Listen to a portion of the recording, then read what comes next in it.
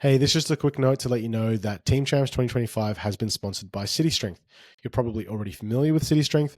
They're Australia's exclusive retailer for SBD, but they also sell a broader range of strength and powerlifting related equipment. So a big thanks to City Strength for sponsoring our competition this year.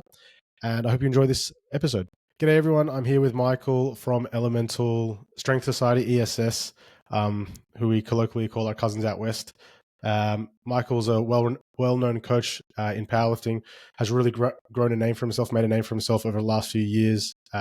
Him and his team at ESS are doing great things. They competed extraordinarily well at Team Champs last year, which we'll talk about, of course. So yeah, really excited to have Michael on. Welcome. Good morning. Good morning. Good morning. Pleasure to be here. Hell yeah. Yeah, man, like I said, I feel like you've really made a name for yourself in the last few years, and you've really like established yourself as like a good coach, a lot of good lifters coming out of your gym. I mean, I think even in one of our previous podcasts, Alex Delaportis, loosely commented, but very sincerely commented, a lot of insane lifters are coming out of your gym.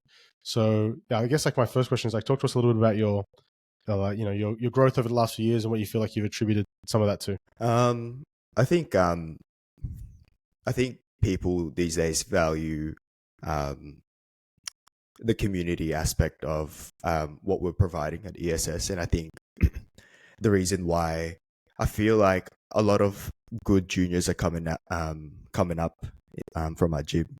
It's just because I think coaching is one thing, right? Like we'll be able to actually provide you like a good service and smart decision making and all that stuff. Like we can be able to guide you in the right direction. But I think it just helps so much if like you're surrounded by the best environment for yourself. Like it's very common at ESS if you just walk in and you see your mate, like everyone's going to keep you accountable, and I think that's the culture and sort of like expectations that we've set out to be. And I think it's in a healthy way. It's never toxic, or it's never like comparing one another from one another, and being sort of like toxic in a way. And it's very welcoming. Newer lifters, older lifters, experienced lifters, I feel like it's a pretty good environment to be in. And I think more than anything, that's what we're proud of, more than anything, really. How do you think you actually develop that culture? Like, I've been around the traps. I've been to a lot of gyms, and you can feel it like when you walk into a space and how the people are and like what's the, I guess, vibe of the space. And some spaces are just better than others. Like some culture, like communities are better than others. How do you, Vinny and Tony, kind of like cultivate it? Do you have like is it a conscious thing you've thought about and said, hey, we really want to make this effort, or is it just natural vibes? You guys are nice people, so you have nice members. I think there's a combination of a few elements, I guess. I think if once you walk in, obviously everyone's going to be greeting you. Like even if you don't know each other, like you'll get a fist bump from someone. But I think more than anything, there's always going to be like a one-on-one sort of like communication between us coaches and like the people that we are working with. And the key thing I think is like educating them in terms of like how do you become comfortable within your environment. And I think just treating other people the same way you want to be treated, really. And because I think at the end of the day we're all here for similar things. We're going to be lifting heavy weights, and we want to beat our personal best and be a better version of ourselves. So I think that's really it. I think we're sort of aligning our values with one another, and I think that's a key thing. Yeah, like it sounds like you said like education, like I guess setting the standards for like etiquette and like how you're supposed to interact and what the rules are maybe, or like what the expectations are in the gym and how people are supposed to move around. So no, that's all good, man. That's awesome. Now I wanted to talk about Elemental's history and like how you guys went last year. If you remember, I'm sure you do remember because it was an awesome battle last year. So for those that don't remember or that weren't there, last year was the first year that we introduced the two-day system, challengers bracket, premier bracket. You guys were obviously in the premier bracket, and you had a lot of strong lifters. and it was really, really close battle. You had lifters in the second session on day 2, and like a lot of the lifts came down to final lifts. And you guys finished 3rd overall, if I'm not mistaken, behind Apex and the eventual winners, Panthers Powerlifting. Take us back to that weekend, what you remember of it, and like what were some of the no, you guys finished 2nd. I got confused. Sorry, I mixed you up. You were 2nd and Apex were in 3rd. Take us back. Yeah, I think we came 3rd the previous one, and then we came 2nd last year. Correct. Yes. And yeah, with the new format last year, I think it was very exciting because I think there's new elements to it. There was some strong people in the challenger bracket, and I feel like it's almost not irrelevant or I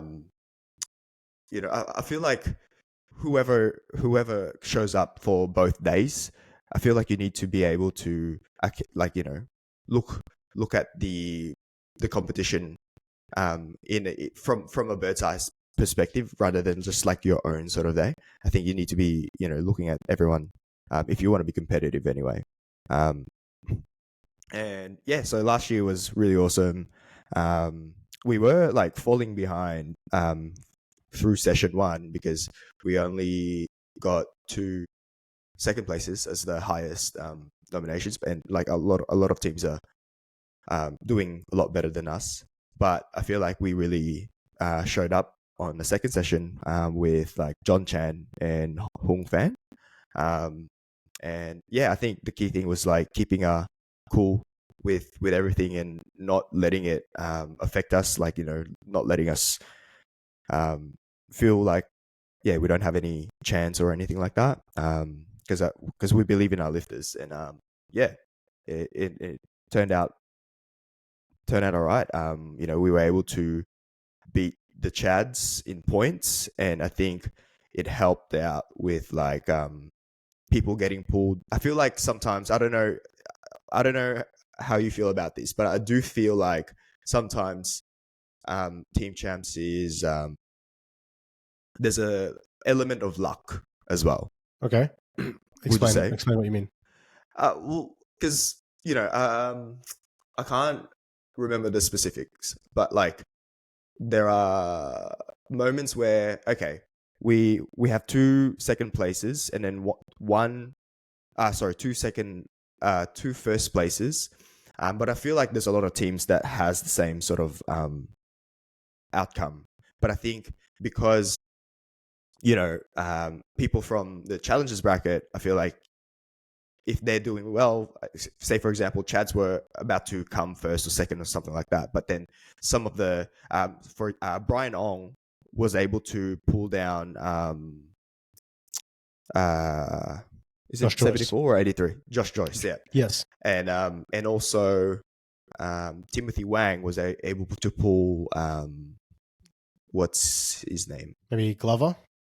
Tom Glover? Yeah, Tom Glover, right. And so they were able to pull they were pulled down, and for us that's a good thing because like we were able to they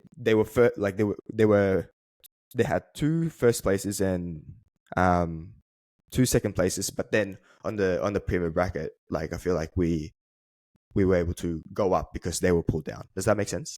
Yeah, no, absolutely. Like I see what you're saying. Like there is an element of like things are out of your control, but thank God that Brian Ong showed up and took points off Josh Joyce, or thank God that Timothy Wang turned up and took points off, and that's part of the element. That's part of the format. But I think that's like all sports, right? Like there's always going to be a little bit of luck in sports, like no matter what sport it is, whether it's like Stephen Bradbury winning the Winter Olympics because everyone fell over in front of him, or the ball bounces in a certain direction in an AFL Grand Final that could have bounced in the other direction. Like there's always going to be that element of luck. But I think and that's what makes sports beautiful, is that you don't know the result, because if you knew the result ahead of time, then why would we even bother doing it? You actually have to play it out, and you actually have to see how it all pans out. And luck favors the bold, luck favors the courageous. There's a saying, I'm trying to remember it exactly, but it says something like good players are always lucky, something like that. Like those people that just tend to win, they're not much better than the people below them. Roger Federer was an amazing tennis player as well. He was only marginally better than the people below him, but he just happens to get lucky. It just feels like he always just got a little bit luckier than everyone else. And I think that's because you're better. Like, that's what it takes, And like, yes, of course, on individual stories, like the stories you shared, there'll be instances where you get a little bit of luck like that. But I mean, it's just the nature of the beast. I mean, the ultimate proof of that, I think, is Panthers powerlifting. They were lucky that nobody entered those weight classes, and they got four firsts. With a objectively weaker team. So there's a bit of luck in that. But at the same time, like, I'm looking at these results from last year, right? You guys, Elemental, Apex, the Chads, Melbourne Strength Culture, Crundle Crew, Lou Lift, those teams. So 6 teams, you all had 2 firsts. Like, you all had 2 firsts. The difference was that you guys had 2 seconds. Apex had 2 seconds. Chad's had a second and a third. Strength Culture had a second and a third. Crundle Crew had a second and a fourth. So like, there were so many teams that were just on 2 wins, and then like, how did your bottom end go? And so I think that's actually like an important thing to consider, is like, you can't have just like 1 or 2 superstars. Your actual 3rd and 4th choice need to be pretty good too. Like, they also need to pick up the slack. So it was an epic battle last year, like, especially with your 2 lifters in the, like, John and Hung in that second session was just like epic, because those are the ones where they scored the points. Like, those are the ones that scored the full points. Yeah. And so, we were, I feel like other teams already established their first places where we haven't. And I feel like that's what made it even more exciting for us. Yeah. Man, so good. It was a great experience. So I'm looking forward to you guys. So I'm jumping ahead a little bit here. Were you going to say something? Yeah, I was just going to ask you, when it comes to the format, and I think when it comes to, I think the way you sort of envision the challenger bracket and the premier bracket is you wanted this element of continuity, right? But have you thought of it more in a sort of a long-term continuity? So like, maybe there's the team champs and there's potentially another comp that is sort of tied up within that team element type of thing. Have you sort of like thought of that idea? I have, but I'm curious to hear what your idea is before I tell you what my idea is. Yeah, well, because I think with you, like, in saying I feel like the biggest challenge of the current format is the weight classes, and there's so many options, right? And I think for you as a meet director, it's always going to be tough. May 16th, is it May 16th, the last day?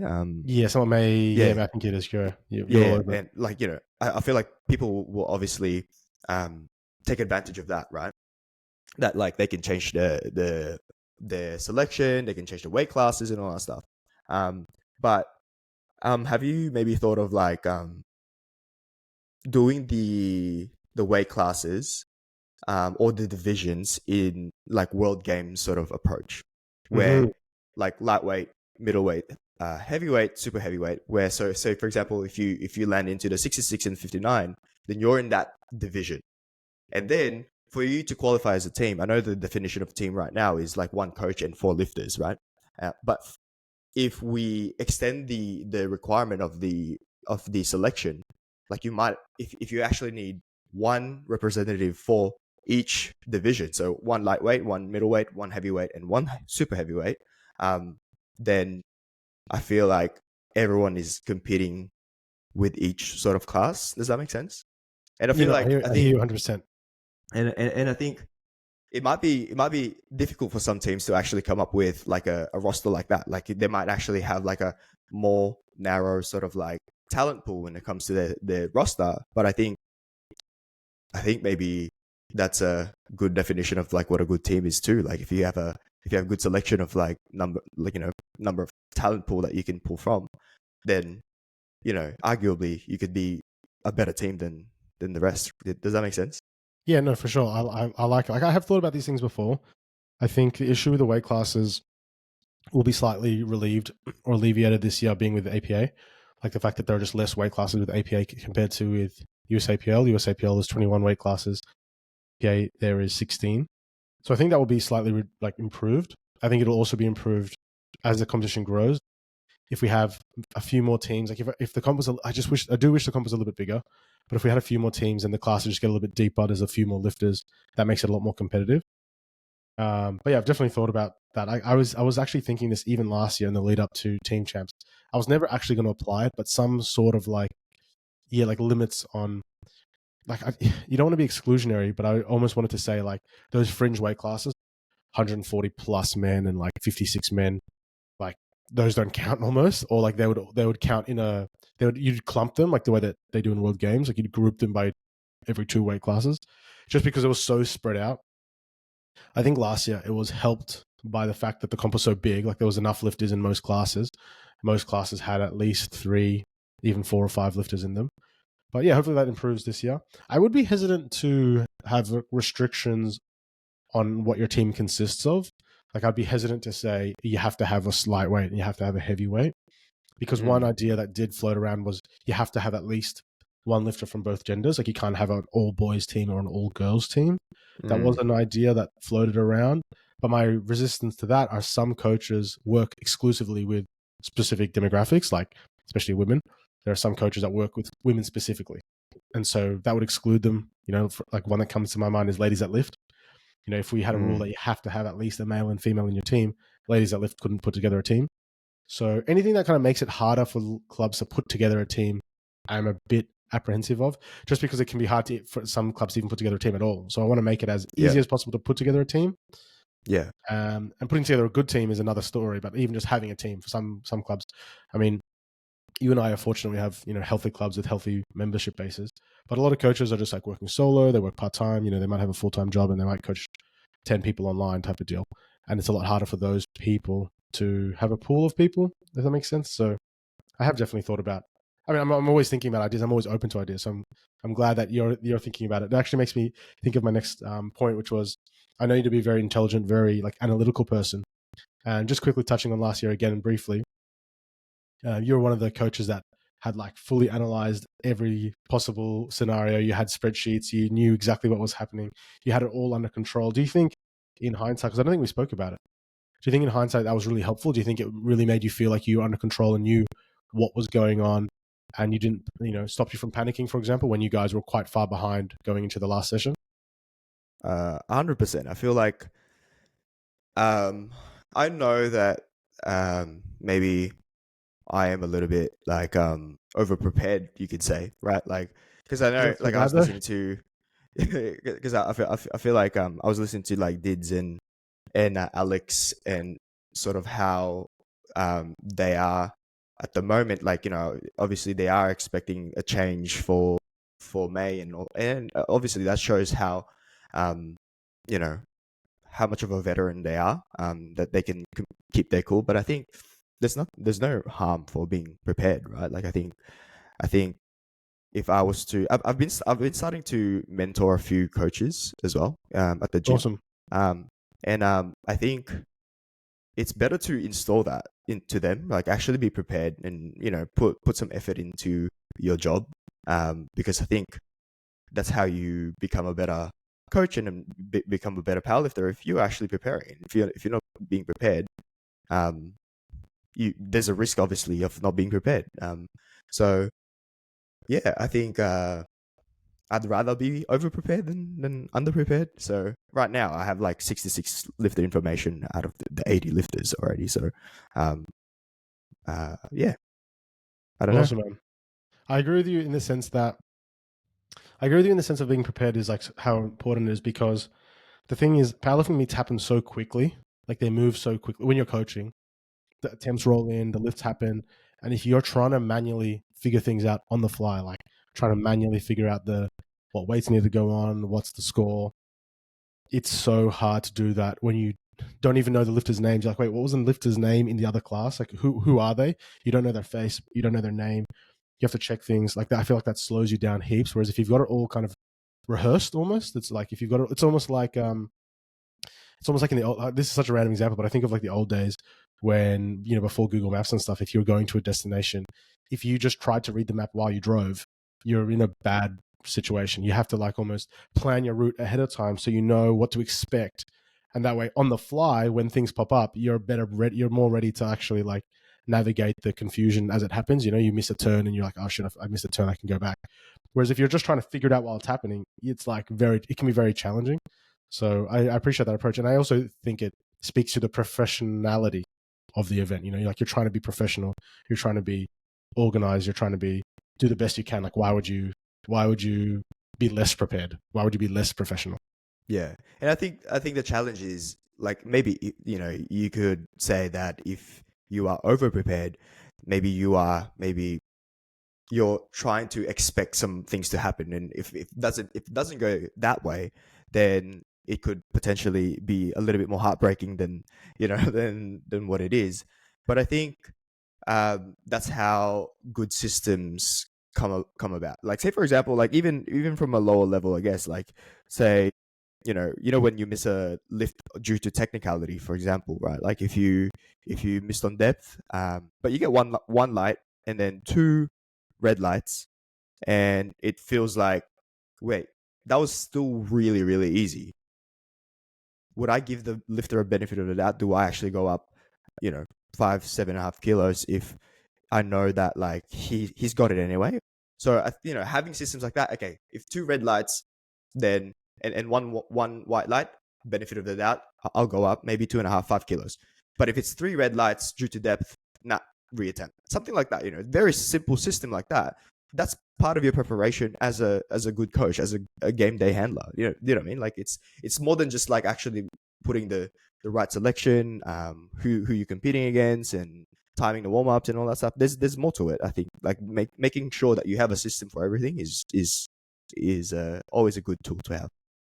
That's great advice. It's almost like sounds like having almost like a rule. Like if this, then that. It's almost like, if this happens, then we do this. At least that's the main plan. And obviously the plan changes, but having those rules and systems is important to you for sure, man. All right, I want you to talk us through your team this year. Elemental coming in. Actually, before I do, actually no, we'll go into that and I'll ask you a question afterwards. So, you've got your 4 lifters nominated in as, if I'm not mistaken, John Tran. No, John Chan. Sorry, it's a bit of a different team from last year. Only one lifter is repeating. John, Carmen, Stephen, and who am I missing? Aaron. Do you want to talk us through each of those lifters, what weight classes they're competing in, and just a bit of background about each of them? Yeah. So John Chan returning under 66 this time, not 67.5. He recently just competed as well. Kind of like a tune-up comp. Still dealing with a few issues with like his pec. Sort of like took it conservative there. He's coached by Tony, so it's just like a sort of like a tune-up thing because he hasn't competed in a while. He hasn't competed in a while. Sorry. So yeah, he's making a return, and he won last year's weight class. So it'd be a good thing to have someone who has experience. And I think one thing that I wanted to discuss last year, obviously Hung is one of our strongest lifters at the gym, and I think he took a really good like a really good leadership role in terms of carrying the team. And in a group chat, he's very motivating. Like he's actually inspiring the other 3 lifters to do well. And like the way he was talking to the other lifters was very inspiring. And as the coach, I'm like, this makes the job a lot easier, right? Hell yeah. And I feel like it's always a good idea to have someone like that as a team. A lifter who's experienced the event before. And I think John Chan has a pretty good potential to influence other lifters as well. He's actually doing a really good job of like he's helping people with like their training as well at the gym. He's not a coach, but like he's very involved with other people's training too. So yeah, he's such a good person to have in the team. The Reminds next me of, person, if I can interrupt, it yep, reminds me of Didier from Strength Culture talking about having a captain. They have Deuce as like the captain of the team. Unofficial. There's obviously no formal role or title, but just like named captain of the team. It almost sounds like last year Hung was the captain, and potentially John is the captain this year, like a leader in the group. yeah, 100%. And I think it's definitely it creates a better environment for the team, I think. And the next person so we have Carmen de Dominico. So she, I don't know if you've seen her lifting, but she actually won the under Yeah, 67. USA Oh, Pure Nats. USAPL Nats. Yeah. Yeah, obviously there weren't Edwina's not in that weight class, or like there's some USAPL lifters that didn't show up for that weight class. But I think her rate of progress right now is quite impressive, and it would be silly not to consider her for team champs almost. And also, funny thing about her is she's actually getting married a week after team champs. Oh shit. Yeah, and I feel. I mean, I'm not gonna speak on her behalf, but I feel like she's just as excited to compete at team champs with the wedding, and that to me that's funny, and it's so good, and I feel like it speaks to what you created. You know what I mean? Like team champs is now like almost a privilege to people who wanted to be part of the team, and I think it's amazing. You know what I mean? But yeah, Carmen's. If they want to bring the wedding forward, they can do it. They can do it straight after. That would be amazing. Yeah, so it'll be a good talking point as well. Like I'm attending the wedding, obviously, and it's a good conversation to have in the wedding. Probably not talk about powerlifting outside of powerlifting. But yeah, so that's Carmen. She's looking pretty good. And then we have Aaron Tran. He's competed a few times. I think he's competed at TSF once. I'm pretty sure he won. I'm not sure if he won best male lifter there. TSF Open. Yeah, best debut. Yeah, that's right. 2023. So he is moving up a weight class. He used to compete under 75 in USAPL. Now he'll be moving up to the 83s. He's still quite light, actually. He's like weighing around 79, 78. And yeah, he's making some solid progress with the new weight class. Yes, I'm pretty excited to see how he showcase himself. Because 83 kilo weight class is stacked. Like it's 83 and 93, which we both have, is very big in terms of always deep weight classes. Yeah. Yep. So he's looking really good as well. And then we have Steven. Steven actually approached me maybe mid to late last year. And he could barely lift a bar. Like he was bad. He was really bad, and 70 kilos was a struggle, like to deadlift. As in, he wasn't strong, or he was injured, or something. He was injured. Okay. So he, and I think I'm actually interested on your thoughts on this, because I remember in COVID you spoke about you posted a video on YouTube, talking about 10 things a junior lifter should hear. And I think that video, when I watched it, obviously I was a new lifter back then. I think it was like during COVID, so I was like 2 years in coaching. And I think that was really important for me to watch, and for me to actually be able to use some of those concepts that you were talking about.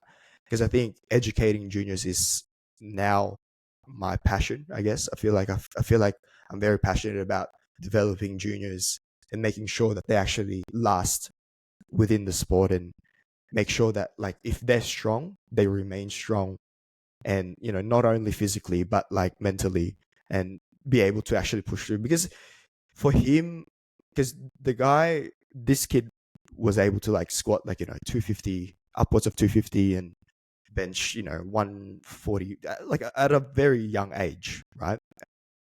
He's deadlifted like 5 red plates, and for him not to be able to like pull a bar, I feel like that's so discouraging, right? And I feel like. And how old was he at the time? Like a year ago? He's in his early 20s right now. He's still a junior. So yeah, this is last year, and I feel like it's so easy to just like, stuff this sport. Like, I'm gonna carry on and do something else, and But I think, this is the thing, right? And I think this is what's really inspiring me to coach right now. I said, Steven, you're going to be okay. In fact, I feel like we can get you back into the platform even stronger. How about this? Let's set a goal. What about team champs? Because he was actually going to be competing at Melbourne Strength Culture, the early APA comp, and he had to pull out because he was coaching himself, he was trying to like really get back himself into the platform, but yeah, he was just really discouraged by how much he's in pain and all that stuff. And I think I set this goal.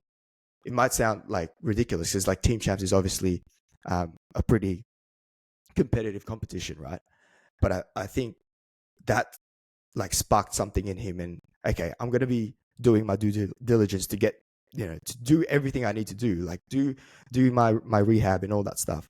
And now I feel like he's motivated as ever, and he's making really solid progress, and he's looking like his normal self again. And I think being able to shift his mindset and just sort of like editing his goal setting a little bit, we were able to actually make some solid progress. And yeah, it might sound like ambitious, like let's do Team Champs. I know for a fact that you can do this. I believe in you. So let's actually set up a goal for you that I know you can do. And yeah, so I think that's the story for Steven, and I'm really, really proud of him. He hasn't even competed yet, but I think there's a big mindset shift with the kid. So yeah, that's awesome, man. That's a great story. Like, totally hear what you're saying. Like, especially people who have a bit of talent and they've just like shot themselves in the foot. They're really hurt. They're not getting the most out of themselves. If you can kind of help those people, like that makes it all worthwhile type of thing. Like that's very rewarding, isn't it? Yeah. And what's your like sort of like? Would you say anything? Would you add on to like when with that video that I was talking about during COVID? Would you add something like newer things that you were thinking, or in terms of like developing juniors? I guess I can't remember the exact points I made in the video like right now, but I guess like my main sentiment now, and probably is pretty similar back then, is just like having a more zoomed out perspective. I think like juniors just get sucked into looking at things in a very shallow, short term thing. I do remember talking about how like juniors will say, oh, I've only got 2 years left as a junior, as if everything ends, as if you just spontaneously combust in 2 years. We're both getting a little bit older now. Like we're still young, but past 30. I'm 32. And I remember being 22, and I remember, and so I know what it's like to be the 22-year-old lifter or the 20-year-old lifter who's like super enthusiastic. You have these visions of like, oh, I'm going to win nationals. I'm going to go to worlds. I'm going to be so good. I'm going to break records. And like, there's nothing wrong with that. Like, that's awesome. Like having that kind of motivation is great. But I just think, when life slows down a little bit, I know you're getting married and stuff, and I have as well. It's like these things just put things in perspective, and then you realize, man, like those achievements are awesome, but like, it's not the end of the world if you don't get them. It doesn't make your life if you do get them. So I think like the main thing that I try to impart onto the youth and the juniors that I kind of work with is just like provide a little bit of perspective. You never want to hold them back. I never want to like dismiss or I never want to like make feel small the goals and visions that a junior person has. If those like visions and goals they have negatively impact their mental health and the way they enjoy the sport because they put so much pressure on themselves, that's when especially I'll kind of jump in and be like, hey man, like go outside, touch some grass. Like the world's bigger than just these squats that you're doing. That went badly today. That's fine. There's more to life than this. It's hard to kind of impart that on young people because you can only really experience it until you don't really understand it until you've experienced it, until you've grown up a little bit and you've transitioned through that early stage of life. And I think one thing you said as well, like, especially juniors finding powerlifting, it's like the first thing they actually have to commit to sometimes. Like, it's like, it's one of the first things that they can commit to long term, and they feel like they can identify as a powerlifter almost, and I think that's a big thing, to have as a young adult, I guess. Yeah, and like, especially when they're early and they're improving and they get a bit of Dunning-Kruger effect, like they think, oh, well, if I've added 50 kilos to my total in the last 6 months, well, like at this rate, I'm going to be the world champion in a few years, So it's like the first thing they're ever good at, like they weren't good at sports at school. They weren't good at maths. They weren't good at music, and they find a thing that they're kind of good at, and then they just, attach their whole identity. Anyway, we could go on about this forever, but no, it's interesting. And it's cool to hear that you're working closely with juniors. And I think, Aaron's a junior as well, so you've got 2 juniors on the team. I'm not sure about John. I mean, Carmen's getting married, so I think she's a little bit older. She's past juniors, but I mean, not that you can't get married when you're young, but you know what I mean. But it's cool to hear that you got half your team are juniors, and it just speaks to the quality of junior lifting at the moment, that they can compete at these like open events and put it up to these open lifters. Awesome, man. Now I know it's early days, and you've got the dates lined up. April 18th, 2 changes. May 16th, another 2 changes. Have you put much thought into which teams to look out for, or are you saving your energy and just going to wait until those changes come in and we see the actual team listings?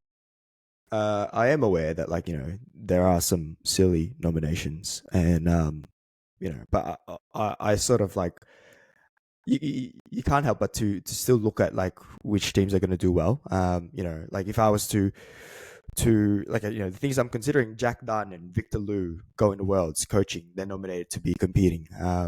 Zin is also competing at Worlds, but then Alex could easily just put Liz Craven there. You know what I mean? So same thing anyway. Mitz at 74. Don't think so. Tyson. Well, I love you being so direct. The other interviews are like, I know some of them are fake, and you're like, nah, that's a lie. That's bullshit. I mean, like I said, like I kind of look into this a little bit more closely. Tyson at 93, I think that's actually potentially true. But I'm curious how he might actually stack up against Jansen if Lou Lift is putting Jansen as a 93. But yeah, Tyson is obviously also competitive at 105. So I don't know if that's actually a good idea, or maybe he could just like be part of the mix at 105. One thing I'm considering as well, and some of these are some like assumptions, right? Like David Barris competing under 83. David Barris actually treats Nathan Tannis, I believe. So who knows, right? That would potentially be a threat to the 83s. I mean, that's an easy win, I would say. Crundle crew, I know some of my lifters are good friends with a lot of the people that he coached. Victor May's in the wrong weight class, apparently. He's a lighter lifter. And then Paragon's Ricky Lau, I think he competed last year as a 100. Definitely, I doubt he's going to be 120 plus. So, and then rumors as well. I think Brian Ong might actually be representing his own team. So, right, I think, awesome. and I think he was very monumental. He was very kind of like he's a big piece of the puzzle when it comes to the outcome from last year. So of course, any lifter that's on the podium is going to shake up the scoring, for sure. Yeah. Awesome. I love that little bit of analysis and it's true. Like there are going to be some changes. One thing I do love is that obviously powerlifting's small, and especially Victorian powerlifting. Most of these lifters are in Victoria, and especially people like you and I who've been around for a long time. We have a lot of clients and networks and friends and people we chat to, and they have friends. And one of your clients also trains at a different gym, and at that gym they know a person who gets treated by that guy, and then you get all this news floating around. And I love part of the gossip is fun. Like I think it's to hear things on the grapevine, and you're like, I know things. And then I don't know if this ever happens to you, but then one of your members or one of your clients will come to you and be like, Michael, I heard this is going to happen, and you're like, I know, I knew that a week ago. Because it's like we hear things quickly, man. Word gets around. But yeah. So who's exciting? If I can ask you, who's your top pick? Who's the team to look out for? Who's the favorite? Who do you expect to take out the whole thing? Lou Lifts. Uplift. Nice. He rebranded. Uplift Performance. Even though he's not going to be there, I always enjoy coaching when Victor's there as well. I think he's one of the best coach in Australia right now. I think. So I feel like whenever he's around, you kind of have to up your game as well as a coach. And even though he's not going to be there, I think he's got a solid roster. So he has a lot of options. I would put him as first. I would put Process as second. And I would put Compound as third. Process is second on as a challenger's bracket is a huge call. And who was third, you said? Compound. Two teams from the challenger's bracket could potentially take out top spots. I love this as a prediction. We don't have a lot of editions of Team Champs behind us, I feel like Team Champs, if it kind of runs in the format that it is, say, for another 10 or 15 years, it'll be so interesting to look back at the stats and think, okay, how many teams from the Challengers bracket were able to, get on the podium or even win? And the fact that it happened in the first year was like really surprising to me. I said to myself, I don't think that's gonna be a very rare occasion. It's just a bit of a coincidence.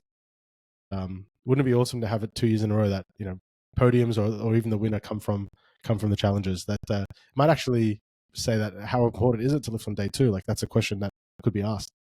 And I feel like that's it sort of like aligns with what I said before. I feel like it almost doesn't matter. Like if you're in a premium challenger bracket, I think just keep an eye on everyone. It's You're going to see some really good lifting. And I think if I was to say which one's the most stacked weight class, I think the 63 and 69 for females would be really, really good to watch. And 83 and the 93s are going to be really, really good to watch for men's. There's some weight classes that are up for grabs as well. So, May 16th, keep an eye on the roster. I reckon there's going to be a few people, maybe in the 57, because there's only 3 people at the moment for the females. There's only one lifter in 66, so our own John Chan is by himself at the moment. We'll see if there's some changes. I've actually, last year, like with the selection of the teams, I was actually kind of lying in front of you when it comes to the nominations. So we pretty much changed the entire team pretty much. Yeah, I remember Tony would come out. Yeah. Yeah. And this year I kind of did maybe a reverse psychology a little bit. I'm gonna be like, okay, I'm gonna stick to what I think they're gonna be at, and I'll just let everyone sort of like play around with it. Yeah. I'll be curious to see if people, like last year there was a big shifts. A lot of weight classes got shifted out from. I wonder if the same thing's going to happen this year, or maybe people expect it to happen so they don't do it, and then I don't know. We'll see how we go. All right, man. I appreciate you making the time for me, and it's always a pleasure to chat to you. Like you're so insightful. You're so thoughtful with everything that you do.